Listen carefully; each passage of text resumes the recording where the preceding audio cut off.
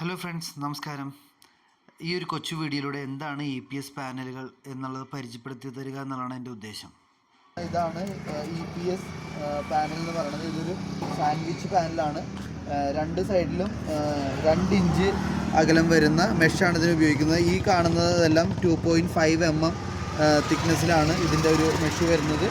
ഇതിൻ്റെ cross bar വരുന്നത് 3 mm തിക്കായിട്ടുള്ളതാണ്. ഇത് 2 മെഷുകൾ തമ്മിൽ യോജിപ്പിക്കുന്നതാണ് ഈ ക്രോസ് ബാർ എന്ന് ഉദ്ദേശിച്ചത്. അത് 3 mm തിക്കായിട്ടുള്ളതാണ്. ഇതെല്ലാം ഗാൽവനൈസ്ഡ് മെറ്റലാണ് ഇതിന് ഉപയോഗിക്കുന്നത്. അതുകൊണ്ട് തന്നെ ഇത് പെട്ടെന്ന് തുരുമ്പെടുക്കാത്തതാണ്. അതുമല്ല, നമ്മളിത് കോൺക്രീറ്റ് ചെയ്യുമ്പോൾ ഇതിൻ്റെ അകത്ത് പോകുന്നത് കൊണ്ടിട്ട് തന്നെ പിന്നീട് ഇതിനൊരു കൊറോഷൻ കാര്യങ്ങളധികം വരുന്നില്ല. പിന്നെ ഇതിന് ഉപയോഗിക്കുന്ന ഈ തെർമോക്കോൾ എന്ന് പറയുന്നത് ഹൈ ഡെൻസിറ്റി തെർമോക്കോളാണ്.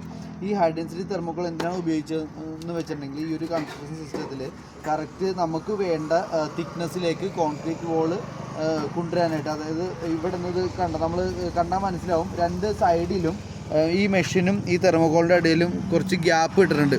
ആ ഗ്യാപ്പിനനുസരിച്ചാണ് നമുക്ക് ഈ ഒരു കോൺക്രീറ്റിൻ്റെ തിക്നെസ് മെയിൻറ്റെയിൻ ചെയ്യേണ്ടത്. അപ്പോൾ നമുക്ക് അതൊരു എക്സാമ്പിൾ പറയുകയാണെങ്കിൽ ഒരു 25 mm അല്ലെങ്കിൽ ഒരു 45 mm തിക്നെസ്സിലേക്ക് കോൺക്രീറ്റ് വോള് വേണമെന്നുണ്ടെങ്കിൽ അത് ഈ ഒരു തെർമോക്കോള് ഇതിൻ്റെ ഒരു ഷട്ടറിങ് സിസ്റ്റം പോലെ ആക്ട് ചെയ്തിട്ടാണ് അത്രയും തിക്നെസ്സിലേക്ക് കോൺക്രീറ്റ് വോള് സ്പ്രേ ചെയ്ത് കൊണ്ടുവരുന്നത് നമ്മൾ ആ ഒരു തിക്നെസ്സിലേക്ക്. അപ്പോൾ ഈ ഒരു ഹൈ ഡെൻസിറ്റി തെർമോക്കോൾ അതിൻ്റെ ആ ഒരു തിക്നെസ് മെയിൻറ്റെയിൻ ചെയ്യാൻ വേണ്ടിയിട്ടാണ് നമ്മളിത് ഉപയോഗിക്കുന്നത്.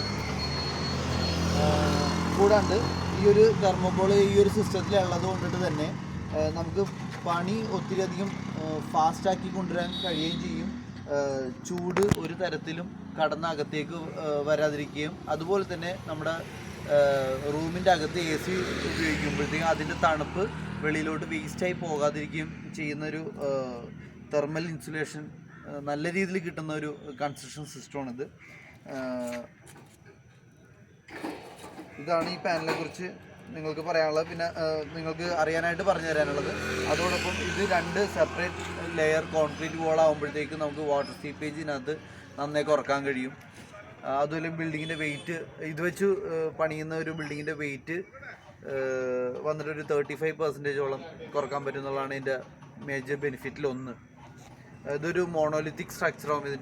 ഈ ഒരു പാനൽ വെച്ച് കൺസ്ട്രക്ട് ചെയ്ത് കഴിയുമ്പോൾ ഒരു മോണോലിത്തിക് സ്ട്രക്ചറാവും.